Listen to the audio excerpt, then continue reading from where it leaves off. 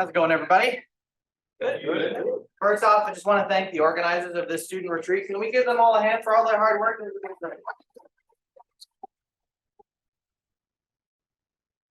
Our center is incredibly distributed, and having opportunities like this to get to meet all of you brilliant people has been a real pleasure over the last couple of days. And today I'm going to be talking about two things.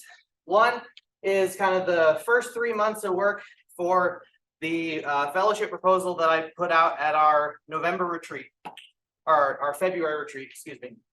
And the second piece, which was requested, Julie Ems, a couple of other people from Thrust 4 asked me to kind of talk about my work in the larger context of the center. So I'm a bit of an odd duck. So my name is Joan. For those of you who I haven't had the pleasure to speak with yet, my pronouns are she, her, or they, them. And as was mentioned, I'm the founder and CEO of the Quantum Ethics Project, my startup, and recently was hired as the Deputy Director of Education and Workforce Development at QSense, which I'm starting, day one is October. Very excited about that. Today, what I'm going to be talking about, on the surface, my year 3 research a few months in, the larger relevance of my work at the center. We're going to touch on biology for some reason. And then that's going to be the first half of the hour. But we're all, we've been doing this for 3 days. We don't want a long technical talk. It's Friday. First half is going to be a talk. The second half is going to be a group activity. Hopefully going to get some audience participation going, and this feels less like me talking at you. What I'm actually going to talk about is the value of responsible innovation research questions to technical researchers specifically. So within Thrust 4, we think a lot about what are the societal impacts of future quantum technologies. And the case that I want to make from my own experience as a technical researcher before I got interested in the social stuff is that these responsible innovation questions make your technical research better. I'm going to then kind of discuss how I transitioned my purely technical research into one which incorporates responsible innovation questions, and briefly discuss the preliminary results of my work. Again, I'm 3 months in, so there's not a lot to say, but we have made some progress. And as I mentioned, the latter half of this talk will be a group activity. So to get us started, as I said, I want this to be a little bit of an interactive thing. So whip out your phones or go online, go to menti.com, enter in the code, or just scan the QR. And while you're doing that, I got to go over here to Menti. Give people a second. We got 5, we got 6. I know we got something like 20, 30 people in here. Let's get that number up. Got 11, 12. I can't move it to the next slide until I get a critical mass, or else it'll leave people behind. Anybody having technical difficulties? Oh, wait, it's supposed to be a thumbs up? Yeah, I think it just shows me that you're in here. Yeah. Well, we don't want things. All right. So this is our first question. Responsible innovation is a term with an entire academic literature behind it and is likely new to many of you. What is the first thing that comes to mind when you think of that? And again, there's no wrong answers here. It's totally anonymous. You can say good things, bad things, neutral things. I don't really care. I just want to get people talking.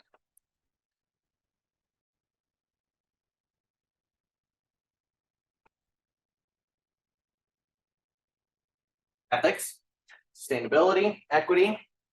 Oh, this is good. Jargon, confusing, morals, equality, atomic bomb. I love that. Who's seen Oppenheimer?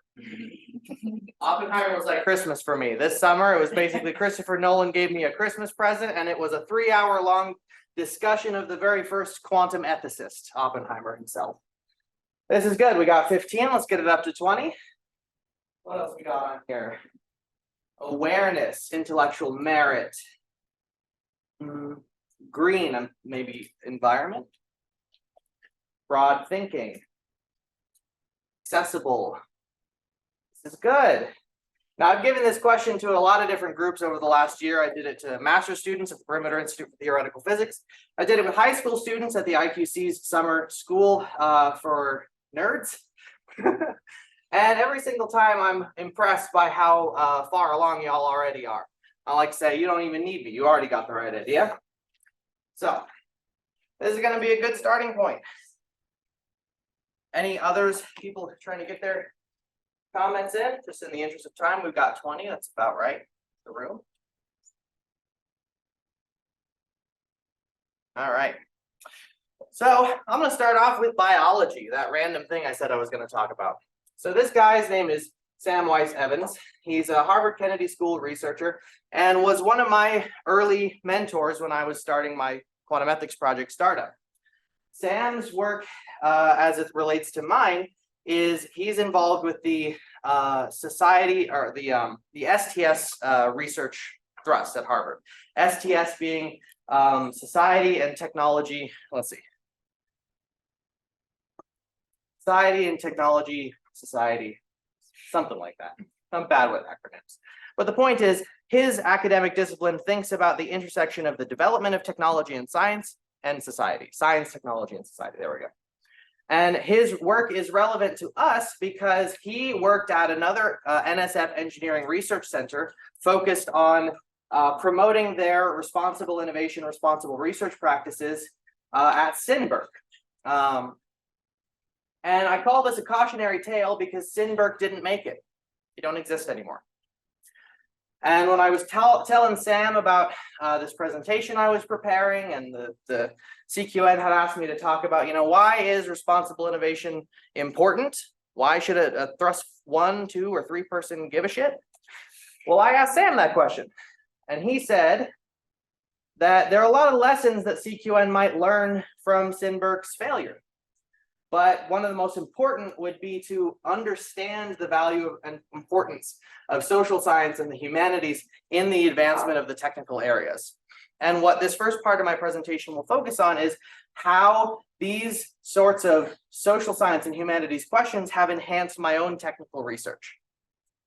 And in that word cloud, we had broad thinking. That was one of the words people suggested. That's going to be one of the recurring themes that I'll touch back on. Thinking about these larger societal impact questions helps us as technical researchers to take our blinders off for a second from the narrow technical problem we might happen to be working on and think about the larger context of our work. And I think that's an important exercise. But I'll give a definition of responsible innovation, and this is shamelessly stolen from a colleague at another NSF engineering research center. This is Premier, based in one of my home states of North Carolina. And Jennifer Kuzma, who presented at this Stakeholder Engagement and Impact Collaborative, or SEEK, which is basically a network of all the Thrust 4 or societal impact research fellows at all of the ERCs across the country. And she provided this definition of responsible innovation, which is their framework for how they're going to approach this problem, that it's an interactive process where the developers of the technology and the eventual end user or the publics which are going to be impacted become responsive to one another. And critically, this has impacts on the innovation process, the actual ways in which we go about our research, and the use of its marketable products. In our case, that's the quantum network. And in this case, it's the way that we do the narrow stuff that builds a color center or builds a repeater. The innovation process itself has its own set of ethical questions. And it's not just thinking about like our T1 kind of questions, what this network will one day be used for. So here's some examples of RI questions. I like to say that responsible innovation is research that focuses on developing a technology to ensure that it's used for the greatest possible societal good. And that's kind of a nebulous definition. How do you define societal good? And we've got an exercise in the latter half that'll give you the opportunity to define it for yourself, because there's no universal definition. But some questions in RI might include, how will my technology be used and by whom? This has actually come up. I've had the opportunity to talk to a lot of you over the course of these 3 days. One of you came to me and basically said that this was a question that was burning a hole through their shoe. Thinking about this larger scale use and benefit is important in the work that we do, and important in us understanding how we fit into that larger picture.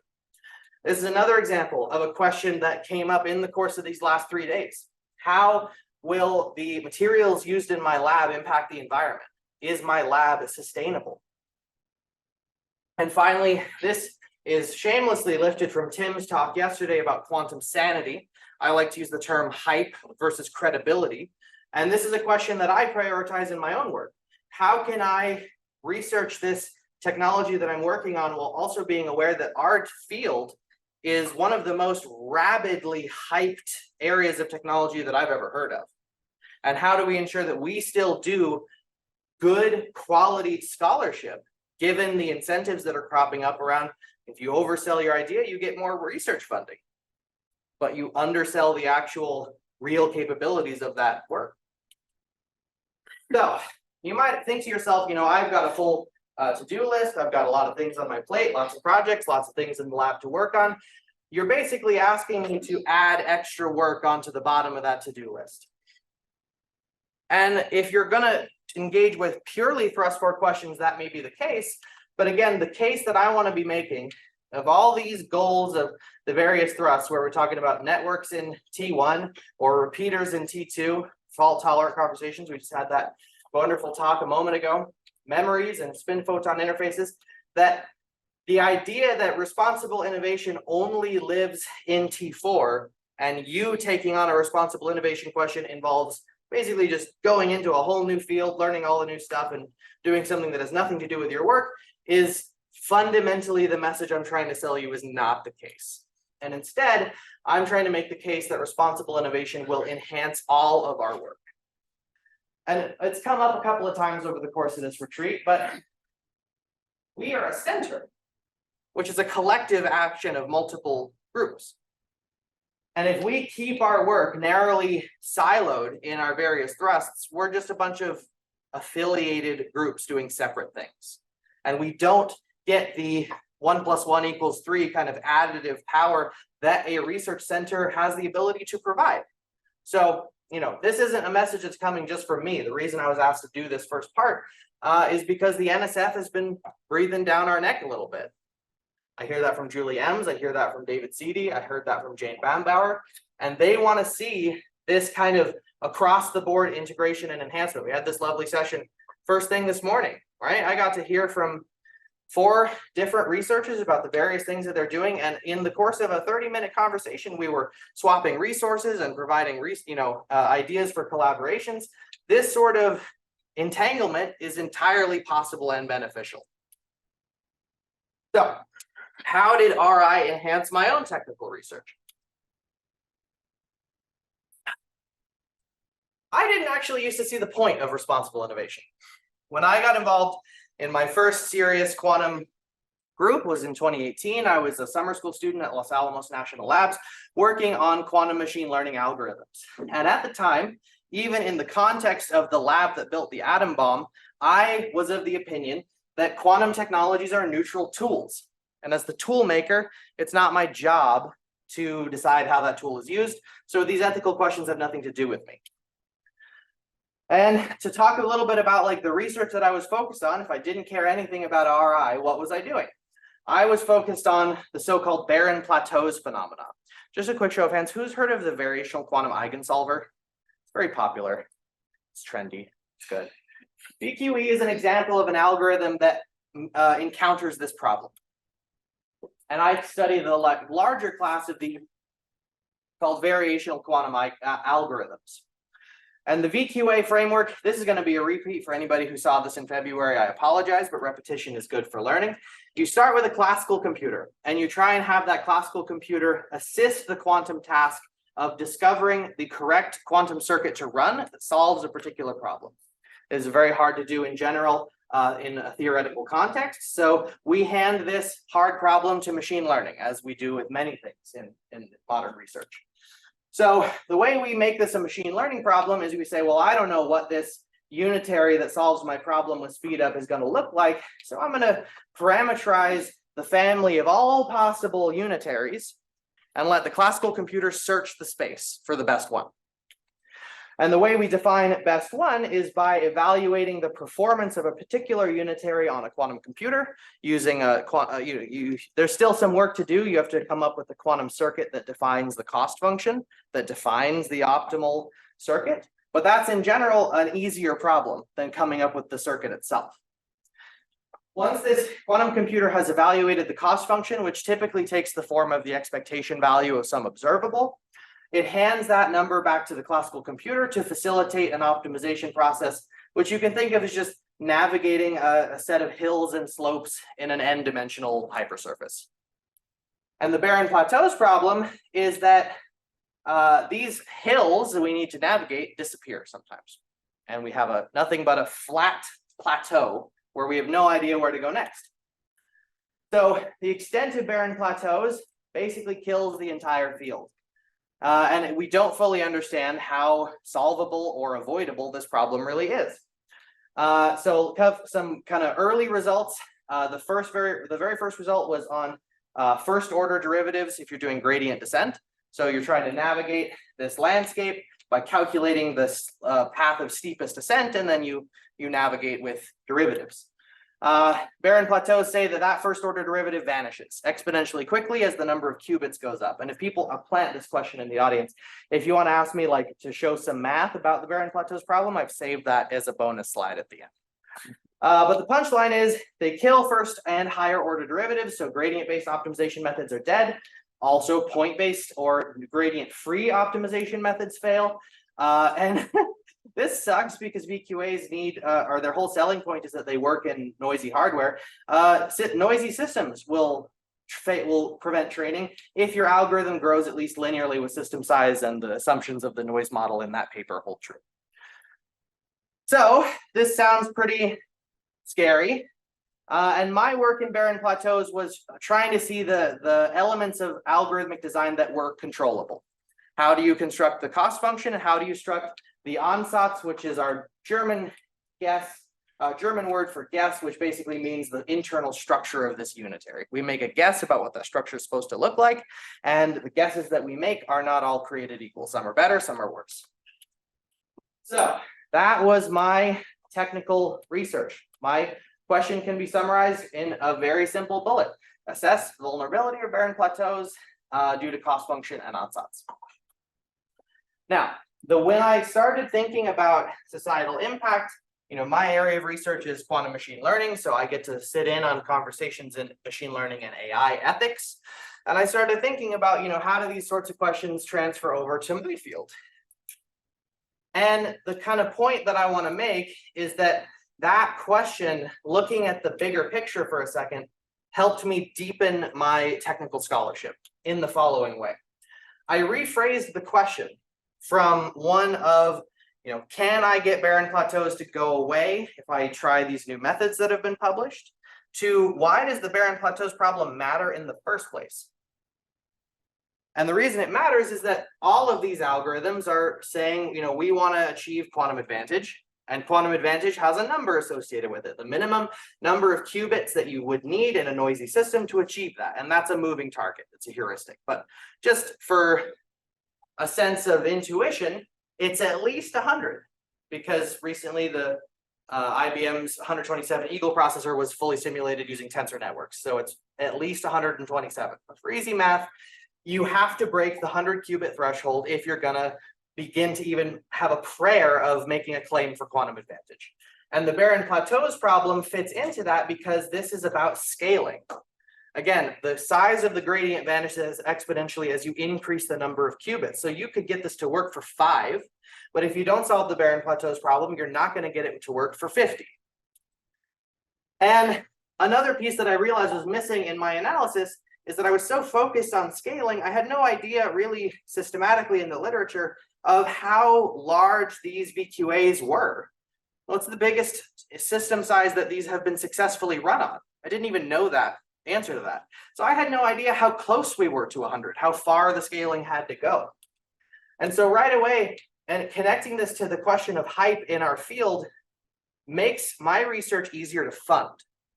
Because I can go and I can talk about an issue within our field, which is that research is typically hard to understand, it's overhyped, and it's not just the fault of the researchers.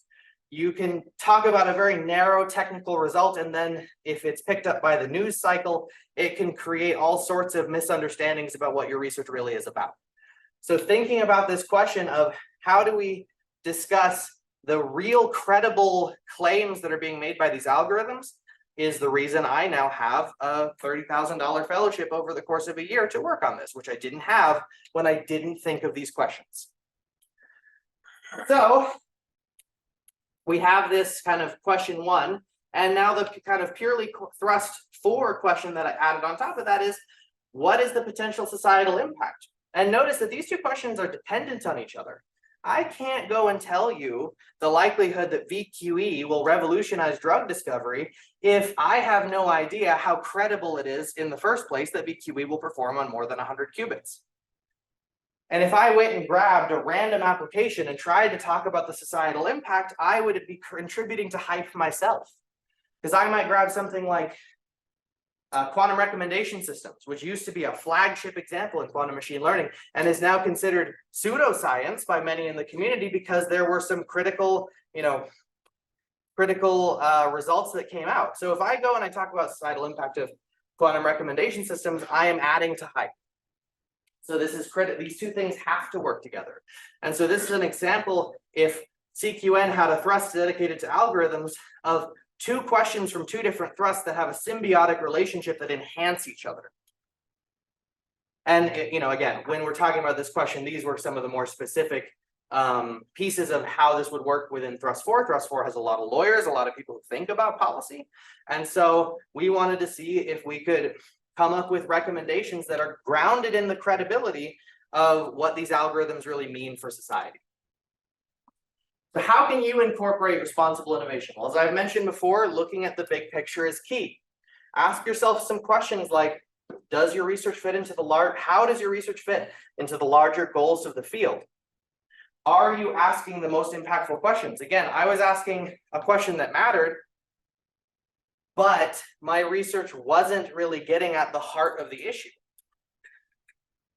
And then understand the ramifications of success. If we make all of our promises come true that pay the bills and bring in funding, what's going to happen?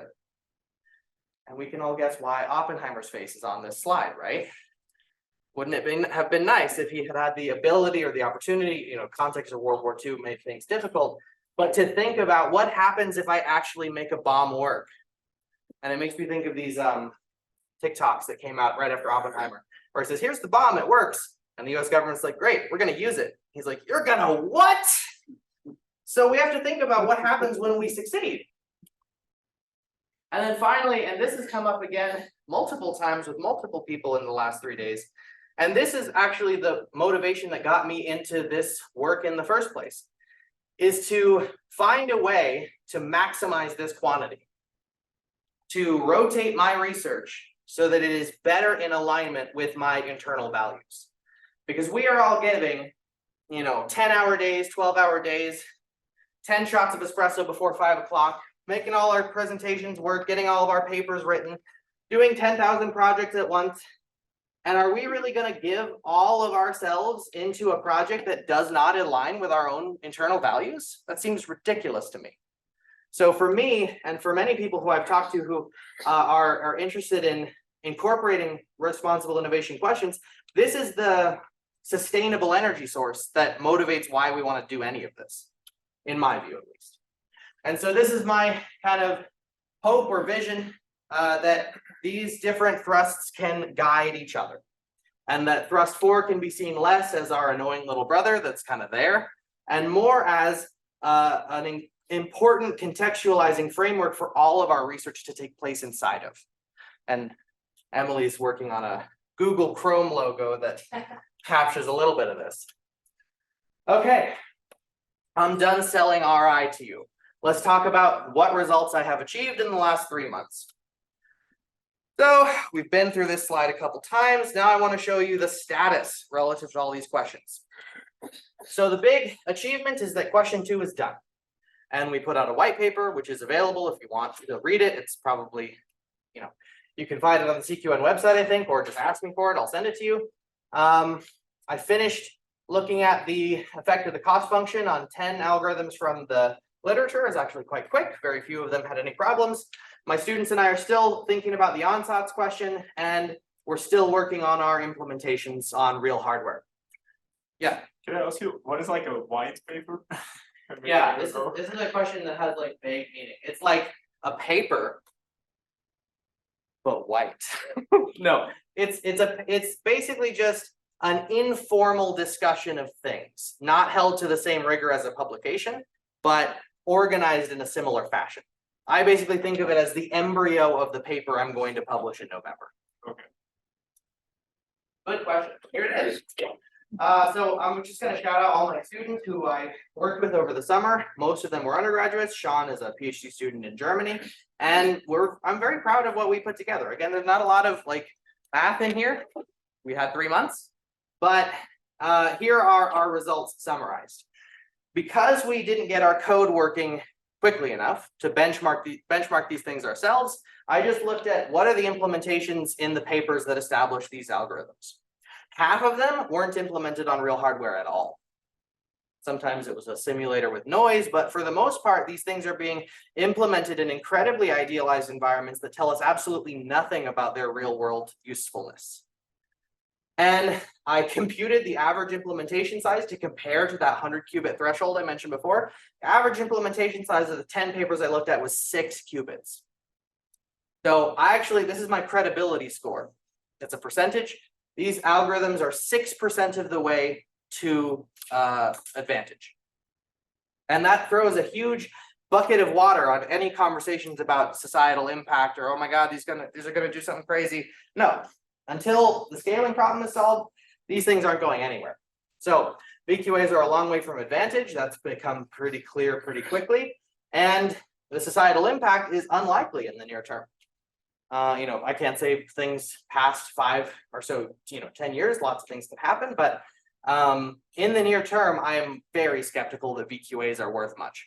And that's actually a sentiment that was echoed with others. I was at a machine learning conference back in June at the Perimeter Institute for Theoretical Physics, and a lot of people came up to me and they're like, aren't VQAs a dead end? I thought they were a dead end. And now I know, I don't know that a dead end is the right word, but they're not threatening society in any way. I can tell you that.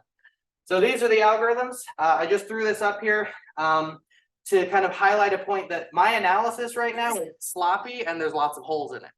Because these implementations are likely not even intended to be the biggest use case.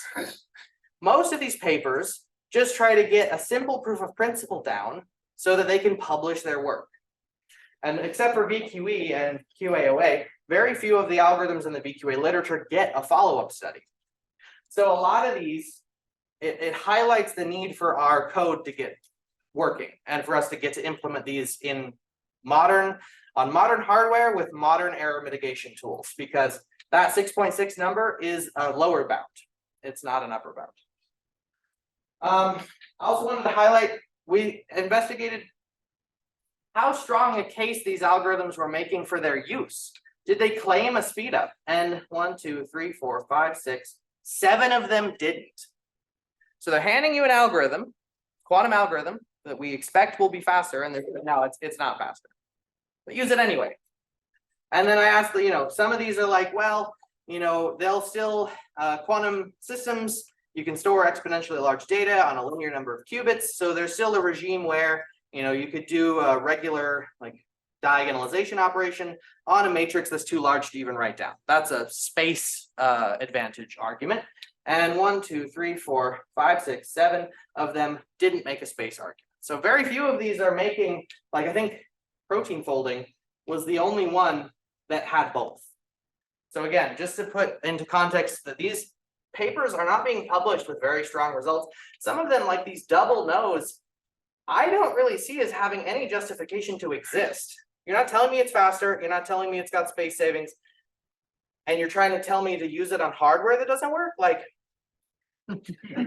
That's not a strong case. I'm just going to leave it there. So because we're doing some thrust force stuff, we still wanted to, in the context of that 6% credibility score, just ask the question, what if they did work someday? And this was kind of that answering the second question of the research. And my students each wrote a discussion of the societal impact of this smaller set of algorithms, which is in the white paper as well. I won't get into it in crazy detail because we're getting towards the halfway mark and I want to save time for the group discussion. But these were the main 3 areas of impact. And running through these things very quickly, cryptography. My student looked at an algorithm that could break symmetric key cryptography, but after critically evaluating the application, security centers in the US are not worried about that algorithm. They actually had it on their FAQ. Should we be worried about symmetric key? People are not. So we're supposed to provide recommendations to our policy friends in thrust 4. Recommendation here is invest heavily in post-quantum crypto and hope that post-quantum crypto is developed before something that actually does break cryptography is made. Drug discovery and neural nets were more interesting. One of my students looked at an algorithm which would facilitate quantum random access memory to enable recommendation systems, which I just said a second ago was pseudoscience. And the other one was using QAOA to train the weights in a neural net. And both of these applications, the rough outcome of the societal impact, what we had to say was, if you make an algorithm that facilitates this or facilitates these, you're going to give an enormous amount of power to one or a handful of major corporations. Recommendation systems in modern social media, or they govern basically all of our life on the internet, have a well-studied impact on society at large. And if you made that faster and more efficient, all of the negative aspects of this and the overall power that they confer on companies like TikTok, Facebook, those would become larger. With drug discovery, it was interesting because we have this big computational pipeline, right? It's expensive to develop a drug. So if you can narrow down the field of candidate molecules much more efficiently with a quantum computer, you would speed up this process of drug discovery, which would be great. There's an interesting aspect of this, though, that let's say Pfizer has they hire Google, they pay for the Google's quantum computing time, they run a VQE, and they narrow their field down to 2 molecules for, I'm not a biologist, curing cancer. I don't care. One of those is a single pill that cures cancer immediately.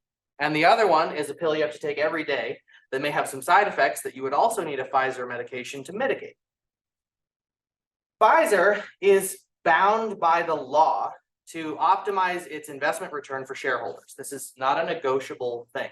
It's called the fiduciary responsibility of corporations to their shareholders. And if they have an equal choice between a drug that actually eliminates something that they are making money from and one which generates more demand for other drugs that they use and makes people use them daily, they may not choose the drug that's actually most beneficial for society. So there's an interesting question to raise with our policy colleagues about how do you incentivize companies with quantum advantage to use that advantage in the most beneficial way possible. Speaking from my own experience, I take several medications daily for my bipolar and mental illness. And if there were a cure for it, my drug company would be out a lot of money. So thinking about these economic and social forces that may one day shape the technology we produce is one of these sorts of downstream impacts that I mentioned before. And I'll just thank my students. It's been an incredible summer working with all of them and organizing the conversations that have helped them get to the point where they have the literature and the know-how to write the sections that they added to our white paper. And when you hear from me again, I'll be talking about, we was just talking about year 3. I'll be talking about my year 4 fellowship, which is around the same project, but more in line with education and workforce development types of concerns. How do you get scholars with both technical and social skills? And there, I'll pause. The talk is done.